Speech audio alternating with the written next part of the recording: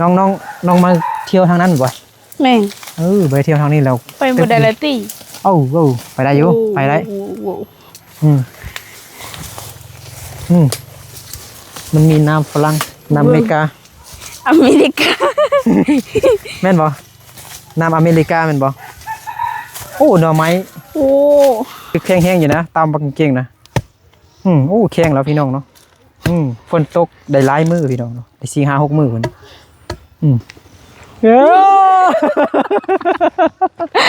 ว่าบ่ถือแล้วทำไมว่าบ่ถึกแล้วลองว่าผมดูผักกาดกับแม่ก็อยู่นี้ก็อยู่นี่น้องมาอยู่นี่ตลอดบ่เอาผัวบ่อยู่นำแม่พ่อแม่เลยแม่เอายังเหรอน้องไม้สวดแล้วน้องไม้สดน้องไม้ยันผู้บ่าวน้องไม้สวดน้องไม้บ่อยากมีผู้บ่าวน้องไม้ก็เลยบ่ไปเที่ยว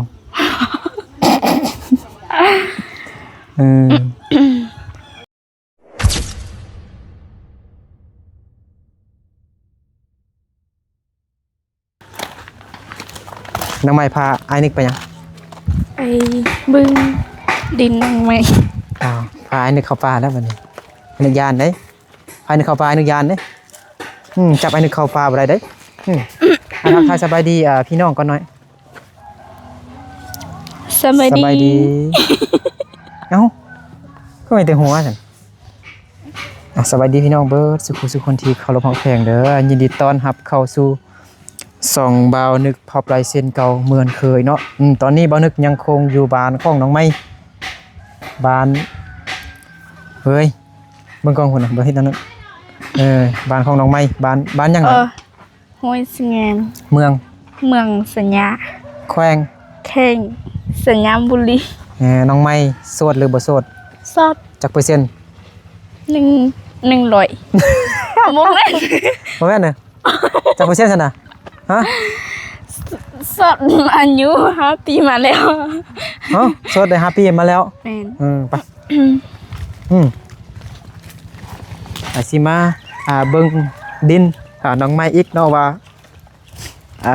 น้องไม้ตามไปฮอดใส่แล้วน้องว่าตามจักมือหน่อย2 มือว่ะแน่นแล้วบ่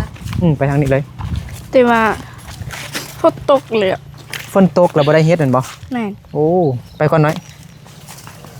โอ้ยน้องไม้พาเบานึกเข้าป่าแล้วบัดนี้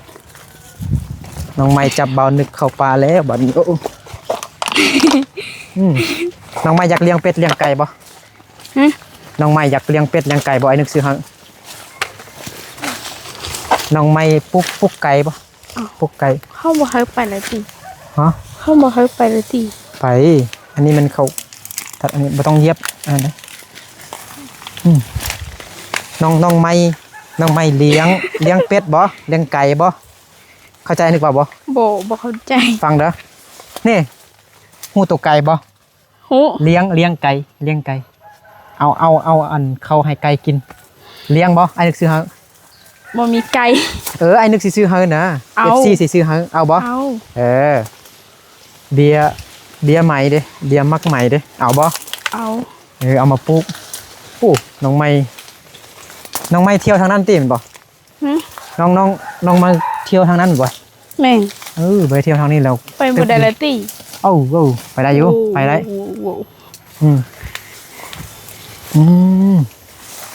นี่อันนี้มันยาก่อนนี้หน่อยนี่เป็นยาก่อนนี่นะเขาเก็บซื้ออยู่ระวังระวังน้องไม้มันมีน้ำฝรั่งน้ำอเมริกาแม่นบ่น้ำอเมริกาแม่นบ่หน่อไม้ปลาเตอขุดมานี่อีกได้บ่หน่อยขุดยึดเทิงนี่อีกได้บ่ขุดนี่อีกได้บ่พอบ่แม่นแล้วติแข็งแล้วพี่น้องน้องไม้ตำจนลุบแน่นแล้วเด้น้องไม้ตำเก่งเถอะแน่นแล้วเด้นี่ตั้งแต่น้องไม้ตำเหมือนนั้นแล้วฝนตกใส่แล้วมันแน่นแห้งแน่นดีพี่น้องเนาะเฮ็ดได้แล้วบัดนี้งั้นนะ มีไอ้หนึ่งบ่มีแฮง นึกบ่มีแห้งเอาน้องไม้เฮ็ดตรงนู้นซั่นน่ะ บ่ ฮะเอานี่เด้อ อย่าสิสิ โอ้เอาลอง บ่เฮ็ดละติ บ่เฮ็ดอะติแข้งแล้วเด้อ แข่งแม่ ฮึบ นี่ เฮ้ยเฮ้ยเห็นอยู่เอามื้อนั้นนี่คือแข้งแห้งอยู่นะตามบักเก่งนะโอ้แข้งแล้วพี่น้องเนาะฝนตกได้หลายมื้อพี่น้องเนาะได้4 5 6มื้อพุ่นเด่นมันก็แข้งแล้วเด้ฮึบโอ้ย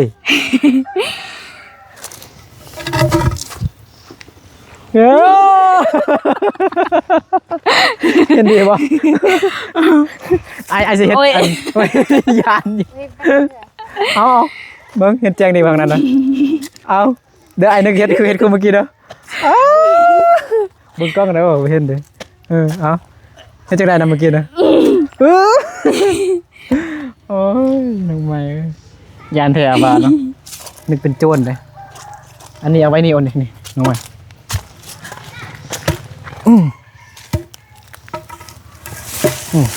อันนี้โคตรอีกก็ได้นี่นะเด้อ โดย บอกพ่อกับแม่โคตรอีกเด้อแข้งแล้วพี่น้องคือแข้งเนาะคันเฮ็ดเฮือนนี่ก็น่าจะได้อยู่แล้วอันนี้มัน8 เมตรพี่น้องเนาะลวงยาวนี่8 เมตรมานี่อันนี้มันลงกว้างแม่นทำอีกว่า6 เมตรแต่ว่าเฮ็ดบ่ได้6 เมตรเนาะคันสิขุดอีกก็มันจะเป็นดินเข้าแล้วพี่น้องเนาะเป็นดินร่วมแล้วนะเป็นดินตลาดแล้วเขาจะบ่ให้ขุดหลายมีแต่ขุดไปทางนี้ไปทางยาวนี้สิเฮ็ดเฮือนครัวอยู่นี่พี่น้องเนาะไม่มานี่สิเฮ็ดเฮือนครัวอยู่ทางนี้สิขุดอีกนี่นะช่วงนี้น้องไม่ไปให้เดี๋ยวเนาะบ่ผมมีเวลามาขุดเนาะพอกับเบิ่งชงลี่แม่กับน้องไม้ไปเกี่ยวข้าวเหมือนบ่แม่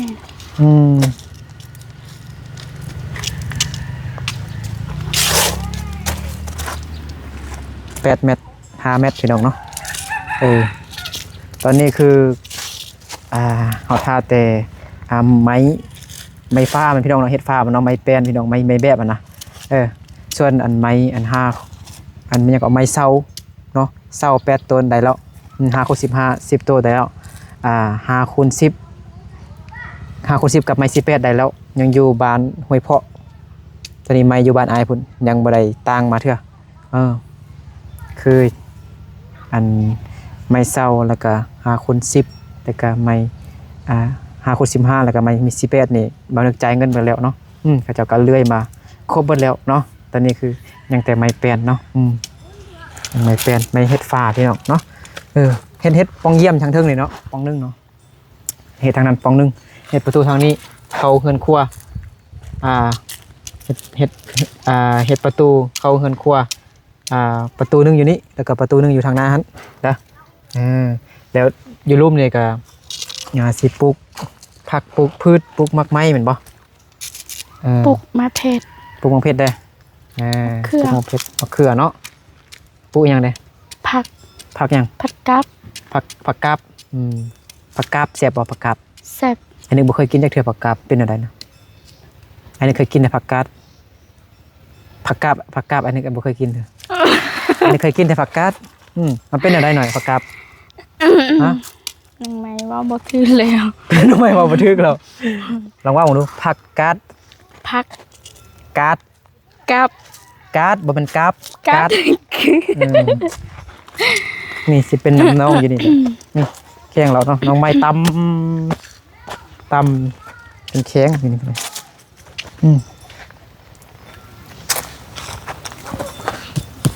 แข็งแห้งดีพี่น้องเนาะ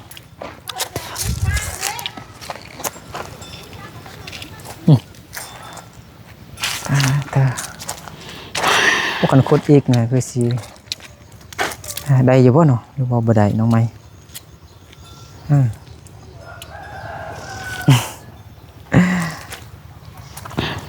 เฮ็ดเงินโอ้ยคันเบิ่งอยู่ในกล้องคือว่าใหญ่พี่น้องเนาะกว้างแต่ว่ามาเบิ่งตัวจริงเนี่ยมันก็น้อยได้8เนาะ8 คูณ 5ซะเฮ็ดนี่นะเบิ่งใหม่นะมึงไอ้ลองแทกมึงเนาะ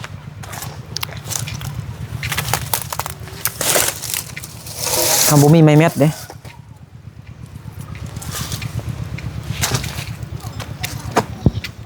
อันนี้เม็ดหนึงเนี่ยประมาณนี้นะ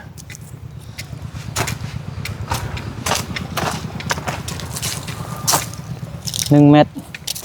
2 เม็ด3 เม็ด4 เม็ดเฮ้ย5 เม็ดมันสิได้อยู่บ่5 เม็ดแต่ขุดอีกเต็มหน่อยนึง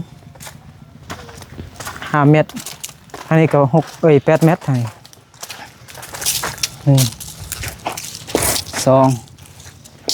3 4 5 6 7 เม็ดมันบ่ได้กว้างพี่น้องเนาะขุดอีกก็เป็นดินรวมแล้ว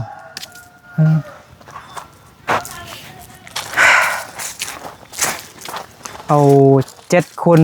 5ซะเนาะ7 คูณ 5 เม็ด7 คูณ 5เอาเฮ็ดเฮือนลังใหญ่บ่ได้พี่น้องเด้อต้องเฮ็ดแต่ลังน้อยเด้อบ่ลังใหญ่เฮ็ดบ่ได้น้องไม้มันดินบ่กว้างเด้ขุดไปอีกก็เป็นอันนั้นเนาะดินเข้าดินอันตลาดนี่นะนี่น้องไม้นี่ยาสมุนไพร อันนี้มันยัง ยาต้มกินยาสมุนไพรกินหนู โอ้ กินได้บ่ ตาย ตายเนาะก็จำเป็นแต่เฮ็ดเฮือนล้างน้อยๆแล้วนี่นะเฮ็ดง่ายบ่ได้พี่น้องดินกว้างมีแต่คันเอาสุดเนี่ยก็ฮอดได้อยู่8เนาะจำเลย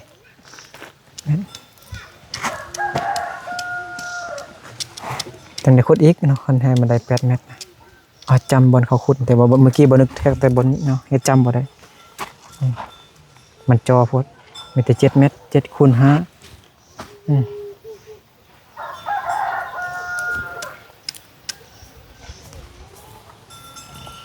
น้องไม้อยู่นี่ตลอดบ่ อยู่นำไผ อยู่นำแม่ แม่ก็อยู่นี้ อยู่นี่ก็อยู่นี่ น้องไม้อยู่นี่ตลอดบ่ บ่เอาผัว บ่ อยู่นำแม่พ่อแม่เลย แม่ เอ้ามื้อเช้านี่ไอ้ทํบ่อยู่นำผัวบ่อยู่นำผัว บ่มีพระเอา ไม่เคยเอา ไม่มีไปเอาเขาญาติกันเขาเล่นตำกันนี่ถึงว่าน้องบ่มีการศึกษาอย่าง FC ยังFC บางคนยังมักฮักน้องไม่บางคนก็ฮักมักแยกใดเป็นลูกเผอของอีแม่ลูกสะใภ้ของอีแม่อยู่ทางฝั่งไทยอยู่ทางอเมริกาบางคนก็ฮักแพงแบบฮักแบบน่าสงสารหั่นนะมักเบิ่งน้องใหม่เป็นคนอะไรน้องใหม่เป็นคนอะไร คนบ่สวย อ้าวคนบ่สวยบ่แม่นคนสวย2 คนบ่สวยเอ้ามันนั่นบ่สวยเด้น้องใหม่บ่สวยเด้บ่แม่น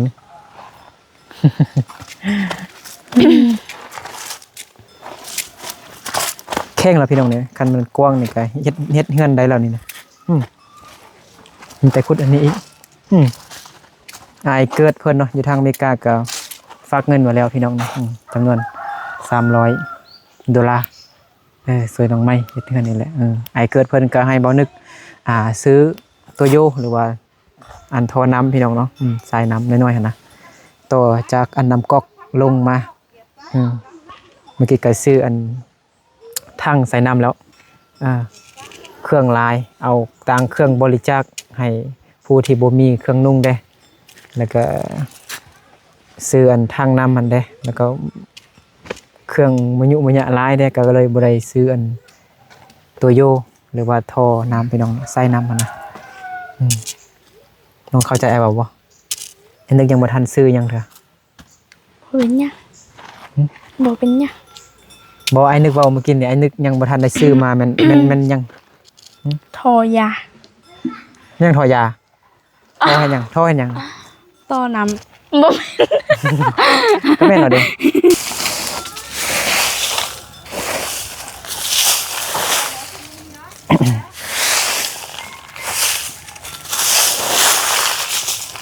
อ้น้องไม้ทำความสะอาดแล้วบัดนี้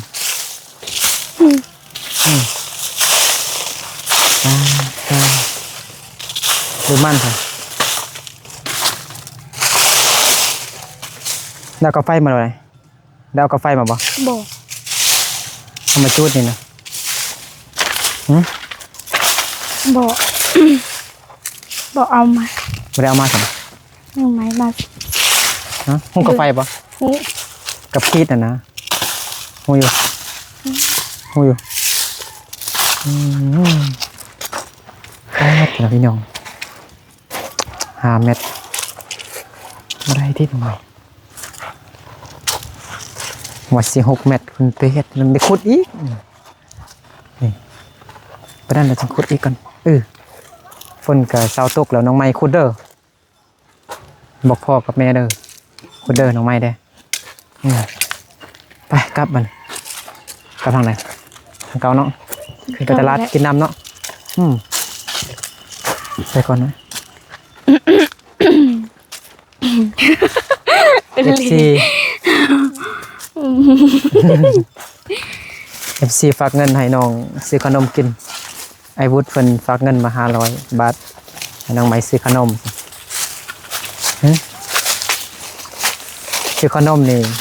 ทั้งห้านเลยที่500 บาทนี่หลายได้300,000ปลายพุ่นเป็นเงินกีบ300,000ปลายโอ้หน่อยนี่มึงมักเนาะมาเขาเนาะไปมาเขาบ่แม่นมาเฮาน้องไม้มากล้องไอ้น้อยน้องไม้บ่ทางไว้เด้นี่ ยังไงบ่ ทอน้ำนี่ประมาณจักเม็ดน้องไม้ เป็ด ฮะ เป็ดกับเจ็บ ยังนะทอน้ำนะใส่น้ำตั้งแต่อันพุ่นมาตั้งแต่น้ำก๊อกมานี่เนาะประมาณจักเม็ดน้องว่าประมาณจักเม็ด บ่ฮู้ ฮะ บ่ฮู้ ลองว่าเบิ่งดูประมาณ50 เม็ดนี่พี่น้อง50 เม็ดนี่60 เม็ดนี่แหละพี่น้องเนาะน้องไม้อยากกินไหมยังอยากกินเป๊ปซี่ มาเบิ่งดูมากินเป๊ปซี่มาไปเอาเร็วเอาไปน้องไม้ว่าจะกินเป๊ปซี่อยู่ไปซั่นน้องไม้อยากกินเป๊ปซี่ไปซั่นเมื่อยแฮงนี่ไปเข้าป่ามาCũng có gì nữa? Thế nào cũng được chứ? มายังนะ สติง สติง Sting สติง สติงน้องไม้เอาให้หนึ่งเด้เอาไม่มีสีเหลืองบ่เอาสีเหลืองอะไรเด้ บ่เฮ็ด Nhưng mà chỗ liếc là hết rồi สีเหลืองนะบ่ฮู้สีเหลืองสีแดงสีฟ้าสีเขียวเอาไปดิบ่ฮู้สีซ้ำแล้วบ่ได้น้องไม้ ว้าน้ำตาเอาให้ไอ้ดีเด้ฮะกินไหม โอ้โหอันเจีย Màu sting đó หมอสติงแล้วมันจะกองไอ้ก่อนนี่ Thì có sao có gì จิตาอัว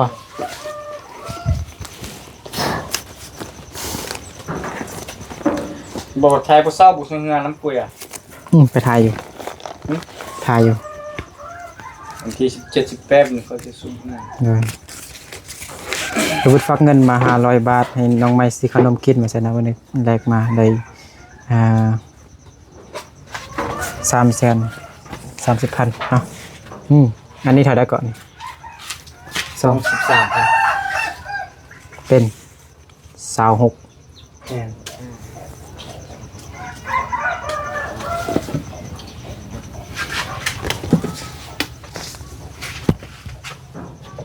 เดี๋ยวมือเอางาม เอา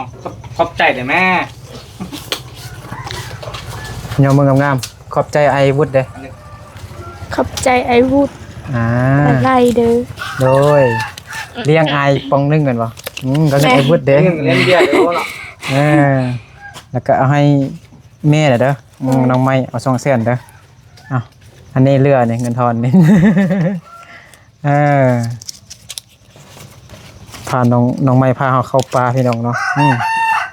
ต้องกินน้ำสติงกินใน FC เบิ่งดูนายพูดอะไรไป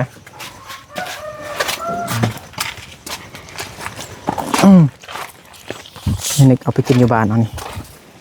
น้ำสติงกินเราเพิ่มพลังจนไม่ใจนี่กินรู้ใช่ปะ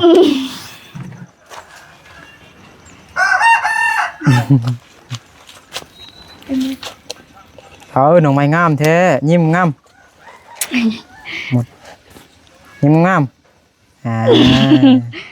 เอากินอันนี้หมดก่อนจึงเราจึงกลับบ้านเนาะโอ้เพราะงั้นเนอะ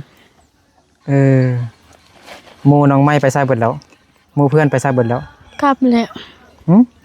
บอกว่าอยู่บ้านเนี่ยนะหมู่เพื่อนน้องนะเข้าไปใส่เบิดแล้วน้อย เข้าไปให้มันแหละ เข้าไปให้แล้วไปใส่เลยไปใส่เลย ไปสัญญา ไปสัญญาไปเห็นยัง ไปลิ้น ไปลิ้นยังนะ บ่ ไปเที่ยวซื่อ แม่น ๆน้องไม้คือบ่ไปฉันนะ บ่ ฮะ บ่ บ่ไป แม่น คือบ่ไปฉัน บ่อยากไป เป็นยังไปแม่ไปกินเหล้ากินเบียร์ไป ยาม ฮะ ยาม ยาน ยันผู้เบา ยันหูเบา นังไปซ่อนแล้ว น้องไม้สวดแล้วนี่ยังเหรอน้องไม้สวดแล้ว นังไปซ่อนนังไปยันผู้เบา น้องไม้สวดน้องไม้บ่อยากมีผู้บ่าวน้องไม้ก็เลยบ่ไปเที่ยว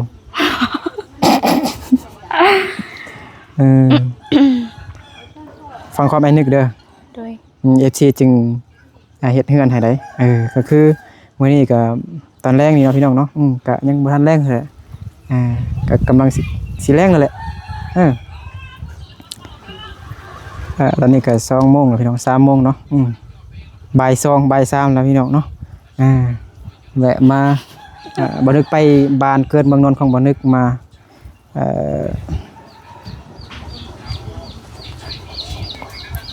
ไปจามพ่อแม่บ่นึกก็เลยกลับมาแล้วก็มาแวะหาน้องไม้แล้วให้น้องไม้ไปเบิ่งดินพาน้องไม้ไปเบิ่งดินเนาะบอนที่น้องไม้ตามมันก็แข็งแล้วพี่น้องเอ้ยเนาะมีแต่ตอนนี้ทาไม้มาครบแล้วก็จะเฮ็ดเฮือนเลยเนาะโอเคเนาะน้องไม้ให้นึกกลับก่อนเด้อ โดย โอ้ยสบายดีฝากแนวได้ให้ FC เด้ฮะฝากยังให้ FC เด้เบาดู FC เข้าติดตามนัง เบาเฮงเบาเฮง FC ฝากติดตามช่องไอ้นึกได้สิลองว่ามึงดู เข้าติดตามไอ้นึงเด้ หลายๆเด้อจุ๊บมัวเด้อ จุ๊ม ไปบ๊ายบายโดยเอาพี่น้องเนาะกลับก่อนโอ้ย